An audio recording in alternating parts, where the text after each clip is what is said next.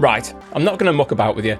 This print is huge. This Kratos figurine from the ever wonderful and incredibly talented guys at BIQU is 66 centimeters high. That's over 2 foot of 100% FDM goodness. And no, I've not finally purchased an expensive turntable.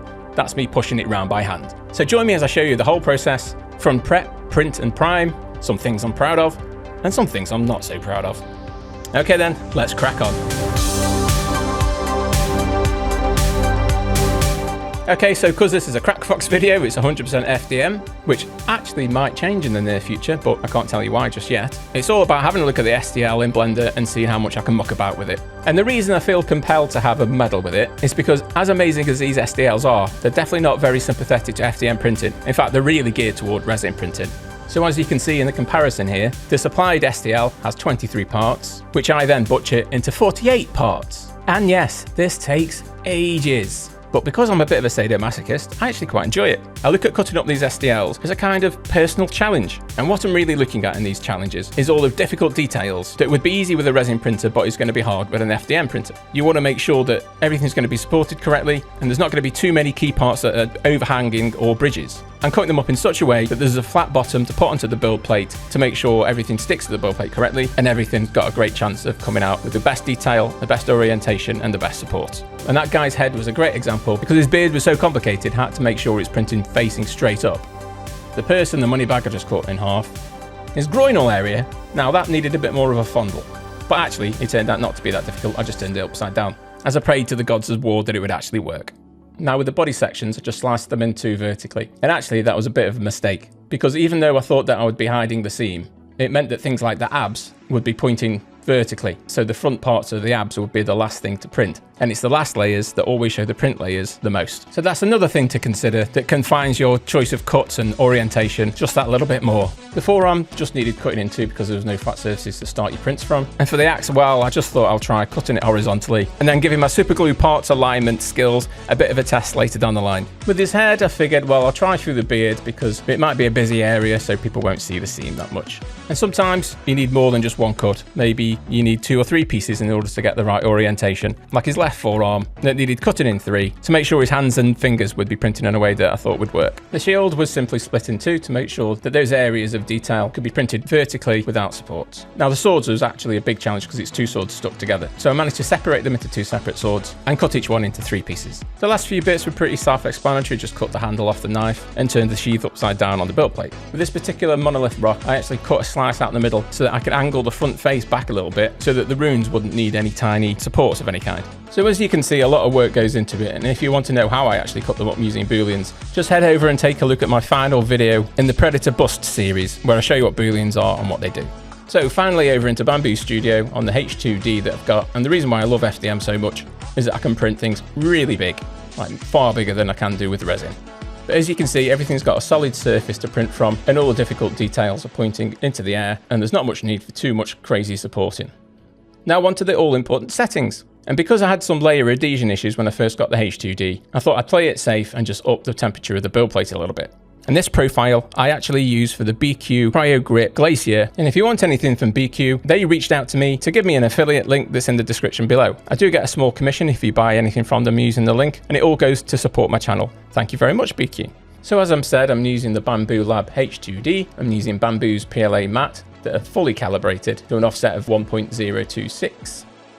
And a quick tip, if you've made a profile, whether you've calibrated it and you want to tweak it even further or use one of the other calibration tools, make sure that you're definitely selecting your calibrated profile when you're selecting the nozzles, because they tend to just say PLA, and I just thought that was just a nice little notice, but that's actually the profile. The PLA one that it seems to default to is just the basic built-in profile. You need to click the icon of your nozzle and select your own new profile from the drop-down list. So if you've had to pause the video to go to make sure that your profiles are all loaded correctly in your printer and that you've actually been using the right profiles all this time, welcome back. As you can see, I'm using the 0.16 standard, and I've made some changes, but I haven't saved the changes, so everything I have changed is orange to show the changes. A lot of repetition of changes there. Now I've not amended the quality at all and kept everything as is. For the strength, the only thing I did was change the sparse infill to 8. I don't know, just sounding like a good number. But what I should have done as well is change grid to gyroid to make sure that the nozzle doesn't catch on the grid pattern, which it tends to do. And if you're a fellow gyroid enjoyer, make sure to comment, like, subscribe, maybe even become a member, maybe even donate to the Buy Me a Coffee. Any support would be greatly appreciated and just goes towards helping my channel grow.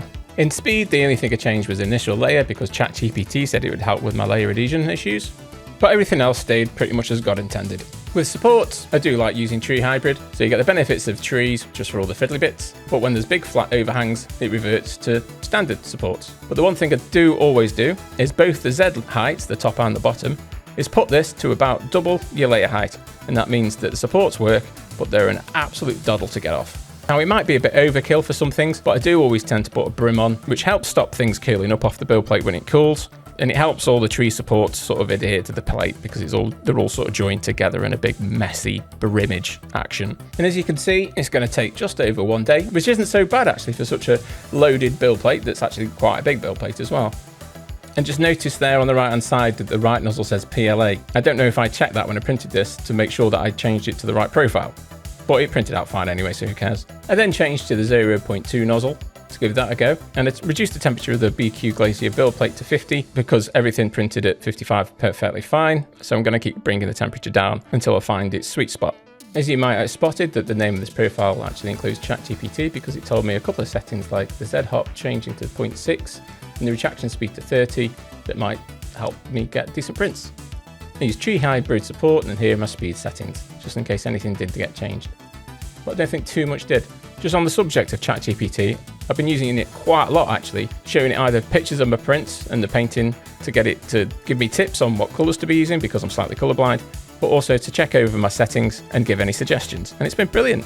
So much so, I'm actually looking at doing a whole video on using AI to help you in the 3D printing process. And actually using the 0.2 nozzle, I didn't change the top Z distance or bottom Z distance. I kept them at the default same height as the layer height because they're all so small with this nozzle, you need a little bit of closer contact. Right, with all the settings built in, it was time to get everything printed. As you can see, the heads took just over 14 hours. So let's take a look at everything. You remember that thing when I said about the abs being the last thing to print and how you could easily see the layer lines? Because I've printed these torso parts laid on their back, unfortunately, you can really see the layer lines that's going to be on the main part of the body facing the view. But all in all, everything printed fantastically. And I knew with a little bit of post-processing, everything would look great. And what I tend to use is just a thin layer of 2 of 3D printer resin. It just so happens that the surface tension of it just really fills in those steps of the layer lines really well. And you just get a little handy UV torch and a bit of a wipe down with a rag with a bit of IPA alcohol on it. And there you go, job done. And yes, I know I should be wearing gloves. I am actually going to be wearing gloves from now on, but just for that tiny area, I didn't get any on my hand because I was very careful to keep away from it. I was, however, wearing a decent face mask and I was next to a big open window with plenty of ventilation. And as I said earlier, putting all these bits together is time to test your alignment skills. But to be honest, I take that as another challenge because that's why I love model kits, right? I was proper happy when the crotch area printed out first time without any issues at all. But it wasn't until I started putting the base together that I realised just how huge this model had become once I scaled it all up to 150%. I really didn't think that one through or plan ahead. And another thing I didn't do much planning ahead on was how to attach all these parts because I didn't really want to glue everything. Because once it's done, I'm going to flog it, I'm going to have to ship it to someone. I thought that what was to me quite large and powerful magnets would do the job, but they were pathetic. So from now on, I'm going to put far more thought into how I'm going to connect the models when I'm cutting them up in Blender at the beginning of the process. Because as you'll see, trying to drill holes here and there and putting dowel in just ruins the model and makes it look a bit naff. Thankfully, it's all in areas that's pretty hidden, but still, it can be a lot better if you just put more thought and more care and more effort into it before anything gets printed. But hopefully I'm not triggering anybody's anxiety with all this drilling and kind of winging it, because to be honest, I thought if I ruined it, then I'd be forced to reprint it all again properly. So it would have been a win-lose-win situation. But by some absolute miracle, everything seemed to line up pretty well, and all the doweling rods are really securely glued in, and it holds the weight fantastically.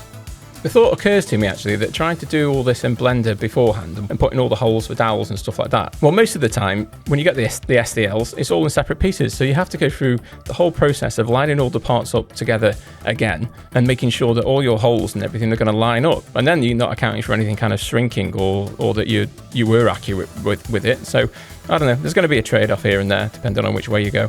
But the point being, I seem to have snatched victory from the jaws of defeat yet again, and it's all starting to go together pretty well. And the last bits of drilling was for the hand that holds the axe, and for the arm that holds the shield. So here are two heads that I printed. The one on the right was with the 0.4 nozzle, and the one on the left was with the 0.2 nozzle. They were both at that 0.08 layer height, and you can see a lot more detail. And I'll say it's hard to see on screen, but there is a lot more detail on the one on the left. But I am very tempted to redo the head with the 0.2 nozzle, but go down to 0.06, 0.04 layer heights. And I think then you will see an epic amount of detail. But even with the same layer height, but different nozzle, you can see the difference in the quality clearly on the runes. And to be honest, there was a slightly different orientation as well. So that really helped on the one on the left. Oh, and the heads on the left hadn't been properly cleaned. They still had little bits of stuff that needed sorting out on it. And the ones on the right had a little bit of resin on them to smooth it out. So all the other stuff printed absolutely fine. It's all pretty much what you've seen already. So let's get on to the priming. So I usually use Rust-Oleum primers, but they've been clogging up on me lately. I don't know why. So I tried this Turner and Grey primer, and I really like it. It's got this really rich dark grey, which is really handy because I can go over it with the usual colour grey primer that you get in cans for a sort of dark, then mid-tone for the zenithal highlights. I can never say that. The lighter grey mid-tones I was at a 45-degree angle, and then I finished it with white from a virtually vertical angle to really just pick out all the key areas. And then, yeah, done. Time to pack up and take some nice pickies of it. You know, I'm just going to use the montage scene from the beginning because I think it looks cool.